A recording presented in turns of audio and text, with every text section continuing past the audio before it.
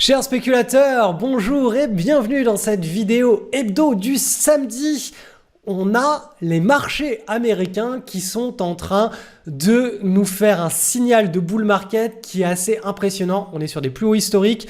Ça signifie que si ce signal se maintient au cours de ce mois-ci, on risque d'avoir le départ de notre bull market tant attendu qui va se faire de manière précoce. Donc affaire à suivre. Mais là, ce qui se passe sur les marchés américains, c'est vraiment très sympathique pour les trimestres à venir. Donc je vais vous en parler dans cette vidéo. On va aussi parler du Bitcoin, de l'Ethereum et de l'IOS, avec l'IOS qui nous a fait un petit signal de baisse. Donc je vais vous expliquer maintenant sur quoi on doit focaliser notre attention pour...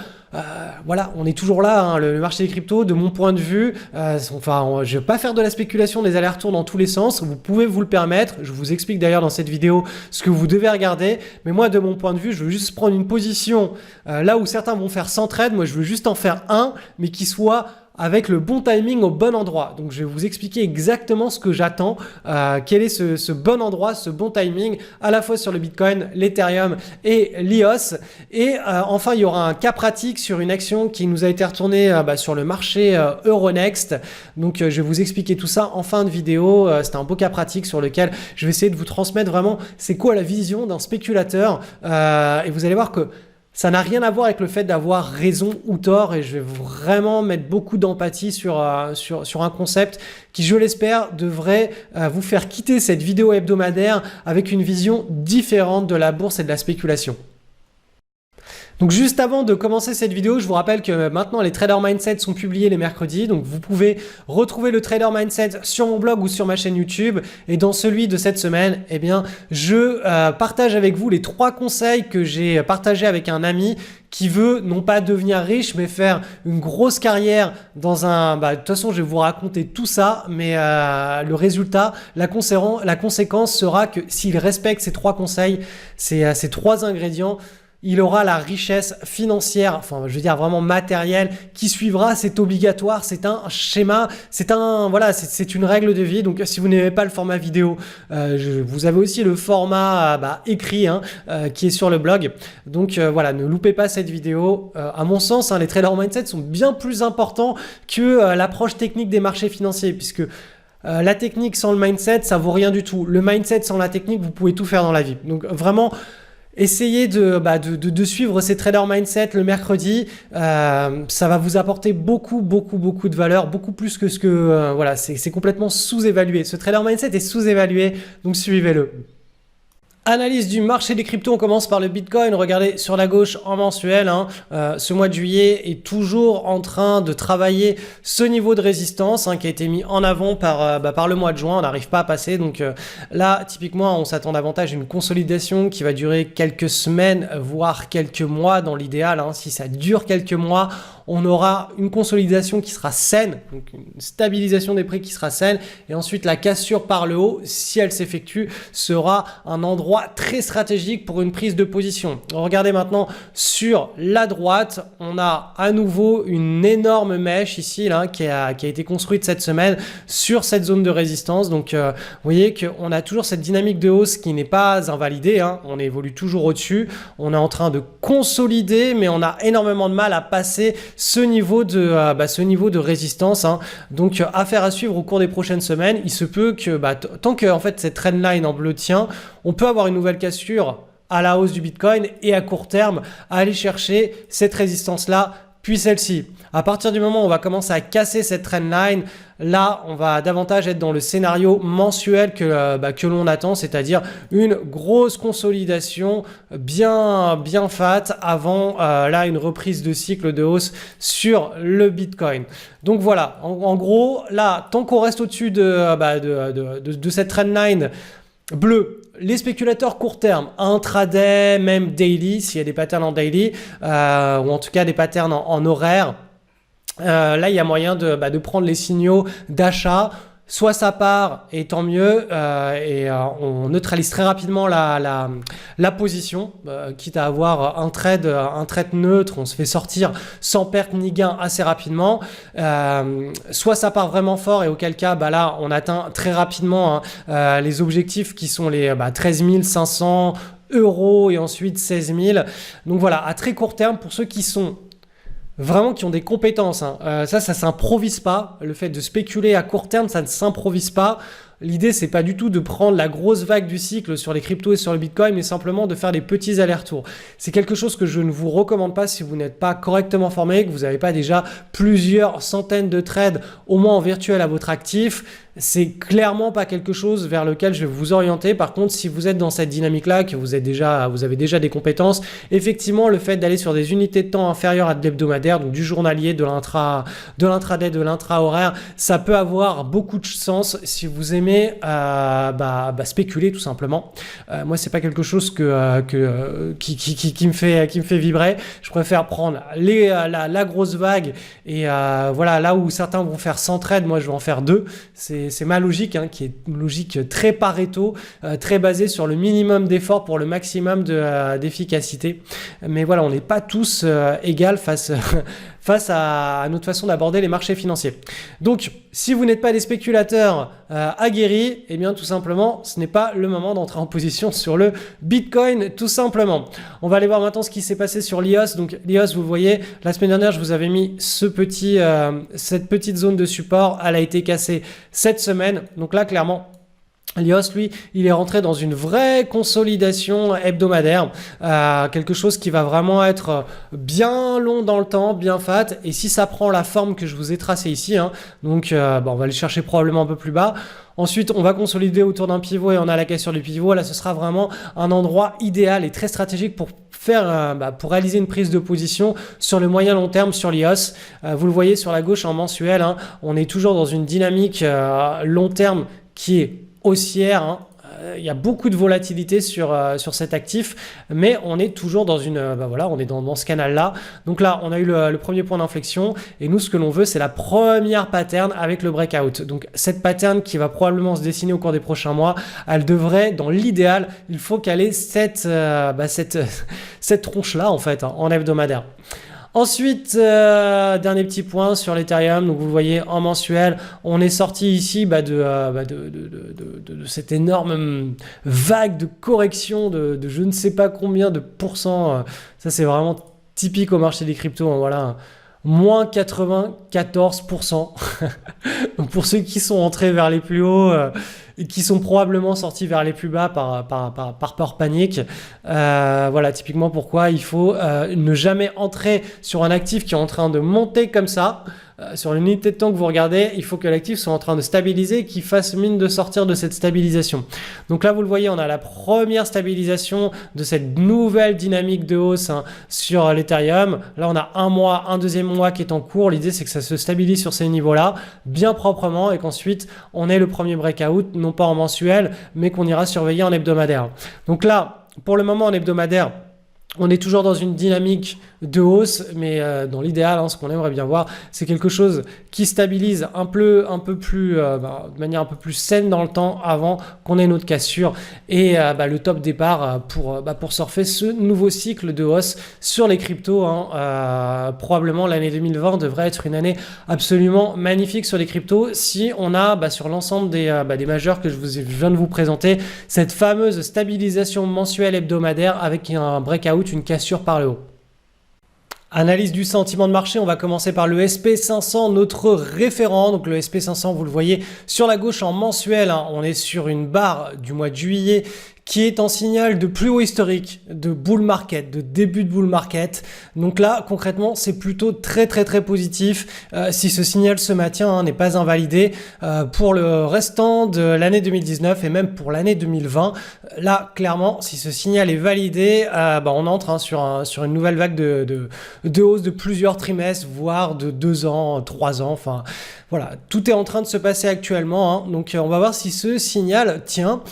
Sur la droite en hebdomadaire, on va rentrer un petit peu plus dans la technicité, hein. Vous voyez qu'on a ce canal haussier. Donc là, on a un premier objectif sur le haut du canal haussier qui devrait constituer un potentiel point dur au cours des prochaines semaines. On va aller voir maintenant ce qui se passe sur le Nasdaq, donc l'indice des technos. Vous voyez que c'est la même configuration que le SP500. On est en mensuel ici en train d'effectuer un breakout, donc une cassure des nouveaux plus hauts sur cet indice, donc c'est un signal de bull market. Et sur la droite, en hebdomadaire, on a passé cette zone donc de résistance et on est en train d'évoluer toujours dans une dynamique de hausse au sein d'un canal haussier qui est en bleu, donc à court terme la dynamique ressemble à ceci. Maintenant sur le marché européen. Alors le marché européen, CAC, petite et moyenne capitalisation. Donc vous le voyez là sur la gauche en mensuel, on évolue toujours sur un gros rebond qui a été initié à partir du début de l'année, janvier. Et ensuite, ce rebond s'est stabilisé entre ces deux bornes. On est sur le haut de la borne ici en mensuel. On va voir si on passe ou si on ne passe pas. Voilà, alors en analyse technique, ce qui prédomine, c'est quand on est sur une résistance, on s'attend à un affaiblissement. Quand on est sur un support, on s'attend à un renforcement jusqu'à ce qu'il y ait une cassure de l'un des deux. Donc là, pour le moment, vous le voyez à droite, ici, là, en hebdomadaire, il n'y a pas de cassure. Donc on est sur une zone de résistance, donc on s'attend à ce que ce soit un niveau compliqué à passer et on anticipe davantage un affaiblissement jusqu'à preuve du contraire. Et la preuve du contraire sera une cassure par le haut, sachant que les États-Unis sont en train d'emporter le marché vers le haut. Et on peut avoir cette cassure assez rapidement pendant le mois d'août, mois de juillet, voire le mois d'août de cette année. Ensuite, le CAC 40 avec dividende brut réinvesti, il est dans le même genre de situation que les marchés américains. On est sur des nouveaux plus hauts. Ici, vous le voyez, la barre du mois de juillet, elle est sur un plus haut historique. À droite, en hebdomadaire, on a un zoom, on a une vue un petit peu plus pointue de ce qui se passe, une découpe des semaines. Donc là aussi, dynamique de hausse. On se dirige vers le haut du canal, donc petit potentiel encore de hausse au cours des prochaines semaines vers le haut du canal. Et enfin, notre indice allemand qui est le DAX. Vous le voyez ici ce mois-ci, sur la gauche, en mensuel, on a tenté le dépassement. Là, on est en train de revenir à l'intérieur. Donc, tant que le mois de juillet n'est pas terminé, eh bien, cette barre que vous voyez ici, elle va bouger. Elle va bouger.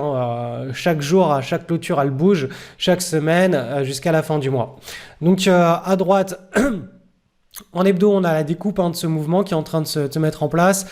Il est dans un canal haussier, donc dans ce canal haussier, tout simplement la dynamique là, pour le moment, hop, elle reste haussière. Alors, voilà, hop. Donc, on a passé la résistance il y a 2 semaines, on est revenu chercher cette résistance qui est censée faire office de support. Donc voilà, ça devrait se stabiliser sur ces niveaux-ci, sachant qu'on est toujours dans une dynamique de hausse en hebdomadaire. Donc voilà, sur les indices américains, en gros, ça nous signale qu'on est potentiellement en train d'entrer dans un nouveau bull market.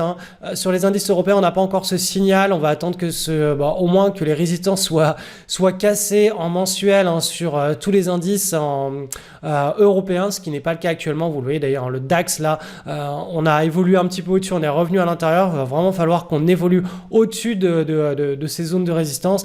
Et à partir de ce moment-là, on pourra repartir sur un money management beaucoup plus agressif.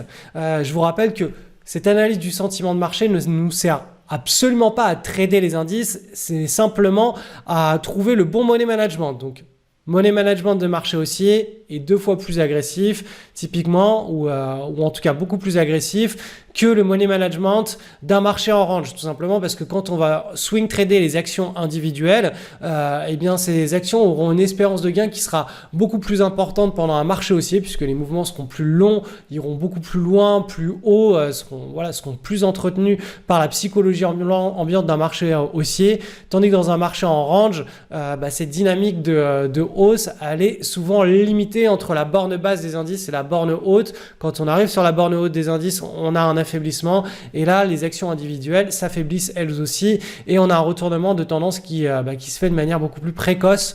Donc du coup l'espérance de gain est moins importante, donc forcément si l'espérance de gain est moins importante, on va risquer moins.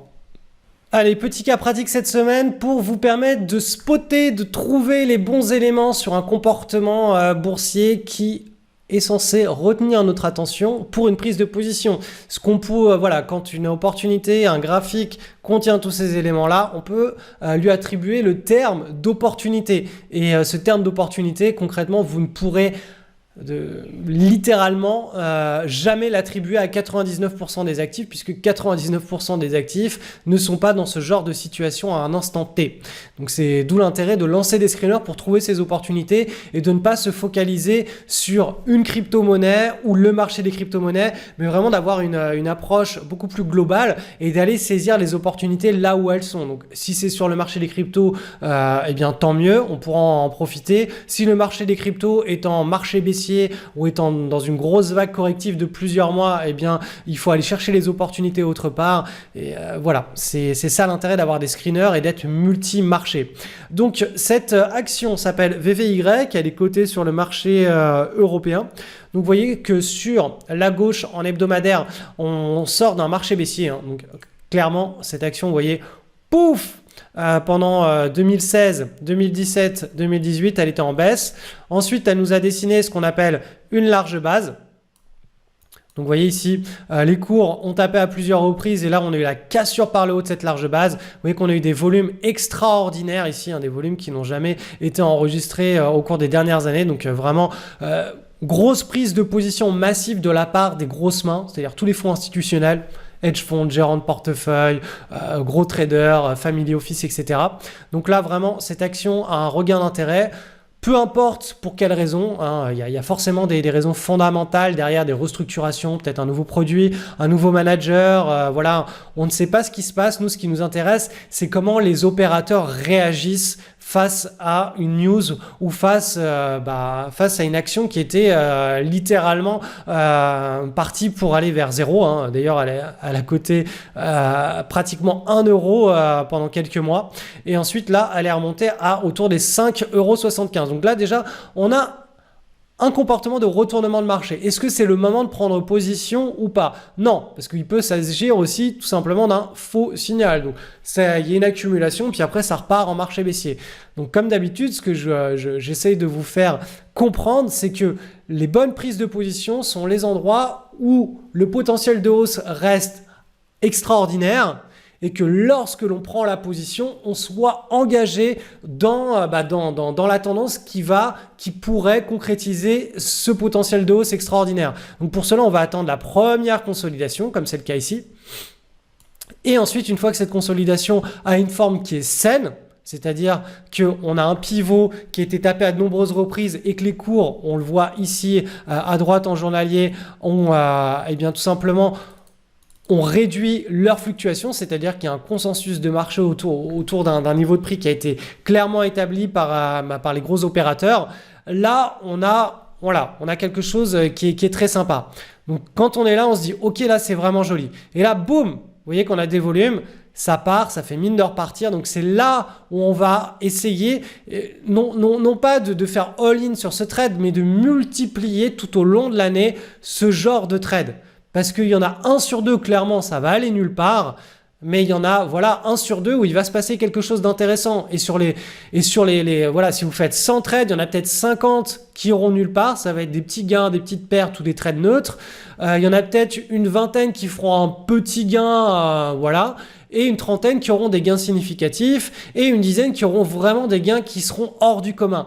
Mais il est impossible, littéralement impossible à l'avance de savoir lesquels de ces 10 trades sur les 100 vont être les 10 trades avec des performances anormales. Tout ce que l'on peut faire, nous, c'est s'exposer à ces accidents positifs de richesse avec des situations très très opportunes. Mais après, on est face au chaos, hein, et ça, on peut pas se mentir à soi-même. Personne ne peut lire l'avenir, personne ne peut dire cette action va monter, va exploser en bourse. On sait juste que sur une centaine de trades, sur une centaine d'actions qui ont une situation avec un potentiel explosif, il y en aura une minorité qui vont vraiment exploser et en gérant bien son risque, en ayant un money management et en rentrant bien en position, on va être capable de limiter à un niveau qui est absolument exceptionnel les pertes, tout en s'exposant à des accidents positifs de richesse, donc à des actions qui ont le potentiel de faire un très gros décalage en bourse. Et c'est cette façon de voir les marchés, de voir la spéculation qui permet de générer une rentabilité qui est régulière année après année. Alors, bien entendu, il y a des cycles de marché où on va avoir beaucoup plus de performance que d'autres. Ça aussi, on n'a pas la maîtrise dessus, il faut le reconnaître. Il ne faut pas essayer de s'inventer des histoires en se disant moi je suis capable de gagner tous les jours X% ou tous les mois ou toutes les semaines ou toutes les années X%. On sait simplement qu'il y aura des cycles de marché pendant lesquels on va faire beaucoup plus qu'habituellement et d'autres pendant lesquels on va faire beaucoup moins et qu'après il y a une moyenne qui se lisse et que pendant les bons cycles on va avoir un money management qui sera un peu plus agressif pour justement booster cette performance tout en ayant un risque qui soit bien maîtrisé et que pendant les mauvaises phases de marché on va diminuer notre risque par trade et notre exposition parce que tout simplement on aura un moins de gains hors du commun et plus de situations où on va devoir gérer les petits trades qui vont de nulle part. Voilà, ça c'est vraiment pour vous faire comprendre ce qu'est la spéculation. La spéculation, c'est pas le fait d'avoir raison sur le marché, on s'en fout d'avoir raison ou tort une fois sur deux. De toute façon, une fois sur deux, vous aurez raison, vous aurez tort. Il faut vraiment partir de cette logique. Hein. C'est comme le jeu de la pièce. Hein. Une fois sur deux, c'est pile ou face. Par contre, après, les éléments sur lesquels vous pouvez agir, c'est le contrôle des pertes et laisser surfer vos gains. Et ça, le fait de laisser surfer ses gains, ça ne sert à rien d'essayer d'avoir une approche d'accident positif de richesse sur des grosses capitalisations. Les grosses capitalisations ne vont pas vous faire du 200, 300, 500 ou 1000% en l'espace de quelques mois. Ça ne marche pas comme ça. Les grosses capitalisations sont des actifs qui sont très lourds, qui sont extrêmement liquides et qui pour 99, pour l'essentiel des grosses capitalisations ne peuvent pas comme ça multiplier par 5 ou par 10 leur valorisation boursière. Tandis que sur les actifs qui sont dans ce genre de situation-là, les 3/4 sont indépendamment de notre volonté des petites et des moyennes capitalisations. Et ça, c'est pas un choix personnel, hein, c'est les screeners qui nous retournent ces situations explosives. Et ces screeners, quand ils nous retournent les opportunités, les actions, ce sont essentiellement des petites et moyennes capitalisations. Donc ça ne veut pas dire qu'il n'y a pas de liquidité, ça veut dire qu'il va vraiment falloir trouver celles sur lesquelles il y a un minimum de liquidité pour qu'on ne fasse pas nous-mêmes le marché quand on entre ou quand on sort de position. Et à partir de ce moment-là, on peut tout simplement cumuler les trades. Donc vraiment, cette philosophie, le jour où vous décidez de l'embrasser, tout va changer pour votre activité de spéculation. Si vous n'êtes pas prêt à l'embrasser à 100%, vous serez toujours dans la lutte. En gros, c'est tout ce que je peux vous dire pour vraiment changer littéralement votre façon d'aborder les marchés et d'avoir des résultats qui n'ont rien à voir avec les résultats que vous avez actuellement. Donc si tout ce que je vous ai dit là, ça vous parle, vous comprenez, mais vous n'avez pas les outils, les éléments, vous n'avez pas l'énergie, le cadre pour mettre tout ça en place, je vous invite à cliquer sur le lien qui est en descriptif de cette vidéo. Vous allez vous retrouver sur cette page sur laquelle je vous explique en 3 étapes comment mettre tout ça en place. Donc si vous avez des questions, n'hésitez pas à m'envoyer un email, hein, j'y réponds toujours dans les 24 heures. Et là-dedans, vous allez littéralement trouver tous les éléments, les outils, l'implémentation de cette routine dont je vous parle depuis des années, hein, 30 minutes par soir, moins de 30 minutes par soir pour trouver les opportunités grâce à nos screeners et construire son portefeuille comme ça semaine après semaine, un portefeuille spéculatif où on spécule, où on trade sans avoir besoin de regarder ce qui se passe la journée, mais juste en faisant un petit point le soir au calme, à l'abri de l'effervescence des marchés. On n'a pas besoin de savoir ce qui se passe sur BFM, sur je sais pas moi, Bloomberg, CNN. On n'a pas besoin de lire des journaux financiers. On a juste besoin d'entretenir et de coller à notre petite routine. Et bien tout ça, je vous l'explique sur cette page. Donc prenez un petit peu de temps, vous allez apprendre beaucoup de choses, hein. Sur ces pages, il y a des liens, il y a une webconférence, il y a des témoignages, il y a des articles tout en bas. Bref, prenez du temps pour analyser un petit peu toutes les connaissances que j'essaie de vous transmettre sur cette page. Souvent je sais que le week-end on n'a pas trop envie de faire ce genre de choses, mais voilà, en semaine on n'a pas la tête à ça, donc le week-end quand on est au calme, la tête reposée, on peut se le permettre. Et en plus moi je suis là pour répondre à vos questions par email, donc n'hésitez pas à me solliciter si vous en avez besoin. Je vous rappelle, le lien est en description de cette vidéo. On se retrouve tout de suite.